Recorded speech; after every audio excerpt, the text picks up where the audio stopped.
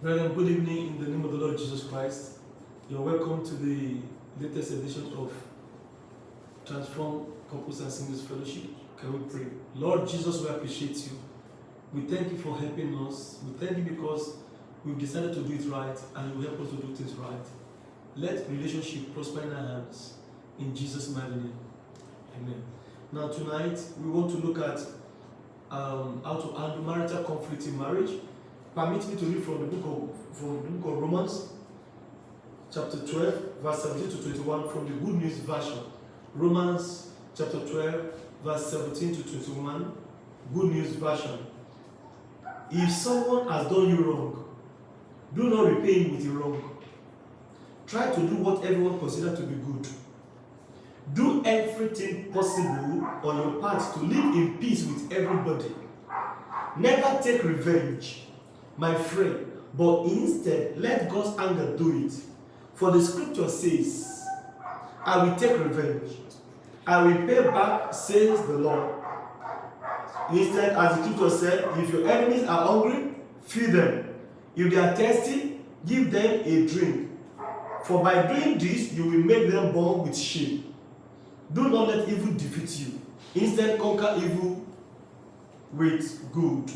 Do not let evil defeat you. Instead, conquer evil with good. Now, many of us will remember that the Bible said we should follow peace with all men. It said, without which nobody can see God. That if we should follow peace with all men, how much more our spouses? Then also he said, we should keep on feeding our enemy, giving them water. If you are supposed to keep on giving our enemy water and honor them, then resolving our conflict with our soulmate, with our best friend, is the best decision to do. Now, one of the reasons why people find it difficult to live in peace with their spouses is because of finding fault with our weaknesses. And most of these weaknesses are actually the result of our temperamental and personality differences. Most of the time, the way a sanguine person sees issues is not the same way a melancholy will see it. So you will discover that our approach to the issues of life is actually being determined by our temperaments. So because of these temperamental and personality differences, now we are now living in disagreement and there's hurt in our heart. Like I used to say, that most of the time, it is the strength of our temperament that attract us to each other when we are planning to settle down and get married. But after marriage, we will be forced to live with the weaknesses of our temperaments. Sanguine is a very wonderful person, outgoing, speaks, laugh, enjoy life, makes friends. But he or she could be disorganized, and then he or she could have issue with lust. They are not organized.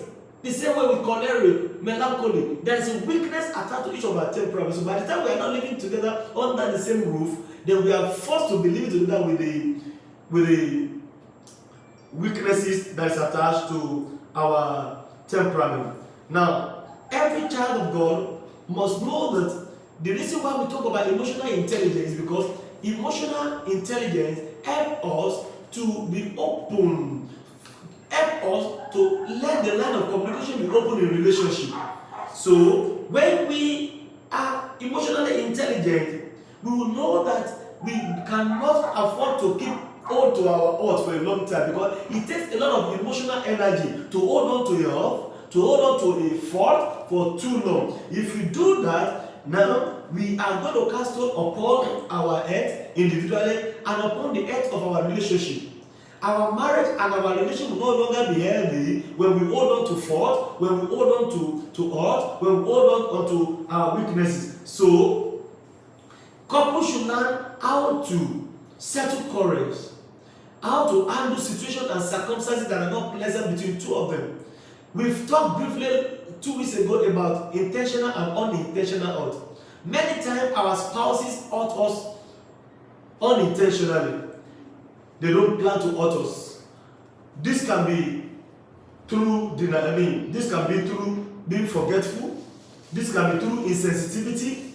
being unkind, being selfish, controlling, giving your spouse silent treatment, being stingy towards your spouse, irresponsible towards your spouse. All these things can be unintentional, but unintentional hurt can still lead to denial, resentment, can lead to discouragement, anger, mistrust, loss, alarm, cold, loneliness. The other person will feel defeated. How do you handle issues when you hurt your spouse unintentionally? The same way that's what we call intentional hurt. Intentional hurt, examples of the intentional is when you hurt your spouse on purpose. When you deliberately know that your spouse does not like this and you continue to do it. What intentional hurt, there are samples I can give you. Intentional hurt, like when you spend too much time on something that does not really matter. Something that like computer game, TV, Telemundo, Africa Magic, which one again now? Z-World. Those are the things that women watch nowadays. Now, when you know that your spouse wants your attention and you are deliberately not giving him attention and you are watching this is intentional hurt. Lying about your finances, lying about affairs. You are having emotional affair with somebody and you are lying about it. When you are not helping with your spouse in the house, when you are not helping with the children, when you avoid talking about sex problem, you know two of you have issue with your sexual life and you are not talking about it. When you avoid talking about it, when you don't show respect to your spouse, when you don't show respect to your in-laws, when you're sabotaging your marriage by being irresponsible, these are intentional hurt. So a child of God must know that if you as a child of God, you hurt your spouse, whether intentionally or unintentionally, all this will create a hurt. And when hurts are not discussed, are not settled, it will go to the foundation of the marriage to affect it. So couples should keep the line of communication open. Nothing is too big and too small to talk in relationship. Stop talking at each other. Start talking with each other. Everything that you need to discuss to move your family forward, discuss it, because silence is dangerous. When you keep silent about this matter, then your marriage will become indifferent, insensitive. There will be retaliation, there will be physical abuse, there is criticism, there will be nagging. So we need to be careful that we don't allow this to affect our marriage, because God wants us to live in peace with each other. But now today what we are looking at, what do you do when you now discover that there is issue between you and your husband? You've tried to avoid each other. You don't want to even see each other. Now you are trying to be naughty towards each other. How do you settle that? How do you make sure that your relationship does not suffer emotional setback? Because the moment there is emotional setback in marriage, then it's going to create problems and it's going to cause danger for us. Number one thing you need to know when you want to settle conflict in your marriage, number one is that pray and listen to God for understanding of what the issues are. Ask God to show you and teach you to understand the problem in your marriage. Because a problem identified is half solved. If a man, a woman in marriage, Christian relationship, you must take time to first pray as a father and let me understand my spouse. What is the issue with my spouse? What my spouse is going through, I don't really understand. Please come and help me. Let me understand what is happening here. Then God is going to show you. Number two is when you pray this prayer, number two thing that will happen is that you will know what the cause is. What are the things that is causing this conflict? What are the things that is causing this hurt? Because when you now know the cause, you now know that okay, this is the area that tension and pressure is coming from in your marriage. Then, number three, know that there are resolvable and unresolvable issues in marriage. I have discovered that not all problems in marriage can be solved. Don't let anybody deceive you. Issues about personality and temperamental issues may not be solved instantly. Most of the things that we complain about in marriage, 69% or 70% of them cannot be solved. Because it's about the person. It's about the weakness. It's about the human fault of this fellow. So you've got to understand what are the issues that can be resolved, what are the issues that cannot be resolved. If it has to do with the nature of the man, the temperament of the man, the weakness attached to the temperament of this fellow, you need to really pray for the fellow. You need to really ask God to give you the wisdom on how to help this fellow. Because like I said, we are attracted to each other when we are going to get married to each other through our strength. But we forgot that there is a weakness attached to this temperament. So when we now start living together, we start living together with the weaknesses. A man that used to keep quiet in marriage now is keeping malice. Before marriage, he doesn't talk. Now in marriage, he's keeping malice. So this is an issue that you need to understand, that this man has weakness attached to his temperament. So you've got to understand issue that can be solved. Oh, you are having called about, I want the children to go to this school, I prefer this school. Those issues can be solved. Oh, I want to stay in Nikoyi, I want to stay in Bagana. Now, you should know that issues like that can be solved. You can see that, but there's some issue that you need prayer to approach it.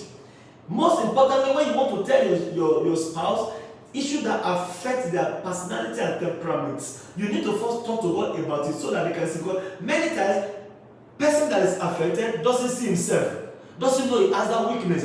And said God open the eyes of their understanding. So every couple must learn how to pray, especially about unresolvable issue in marriage, that God should open the eyes of the understanding of your spouse, that the eyes of the understanding will be enlightened, and that God will get the spirit of wisdom and revelation concerning their own weaknesses, so that they can know how to solve it. Number 4, many times when there is conflict in marriage, it is easy to shift blame.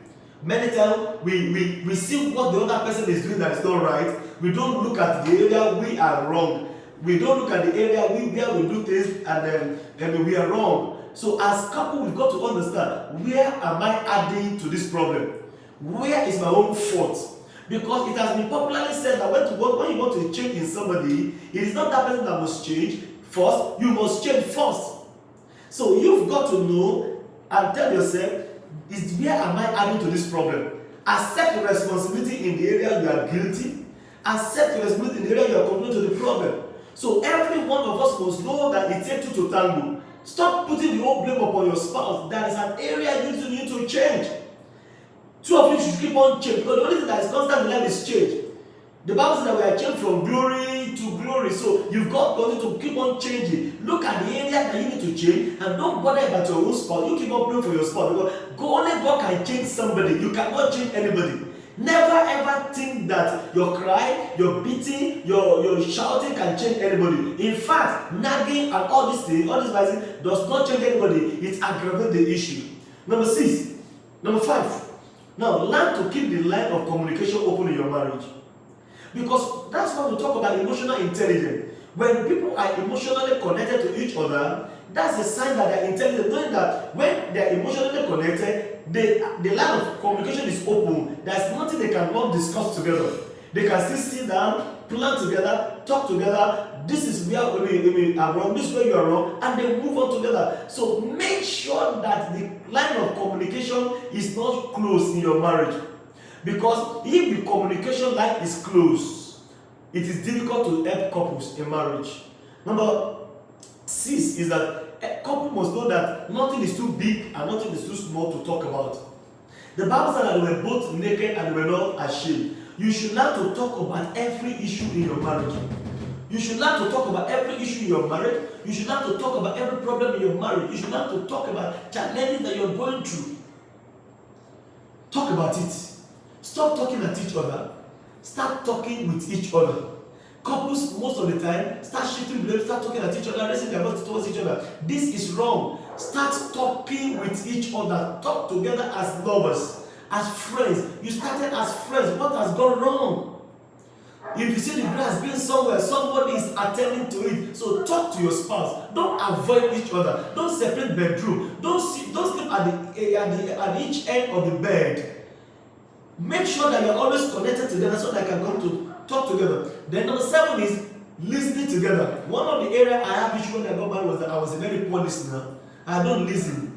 I talk and I don't listen. But I discovered that if you're going to be a good man in your marriage, you've got to be a good listener. Learn to be a good listener. Because if you don't listen to the other person, it's a sign of selfishness and that you are full of yourself. Don't be full of yourself. Don't ever think that you are the only one that is right. Listen to the other person. Because many times we think that our opinion is the best. Until when you are open to and be trying to other person's opinion.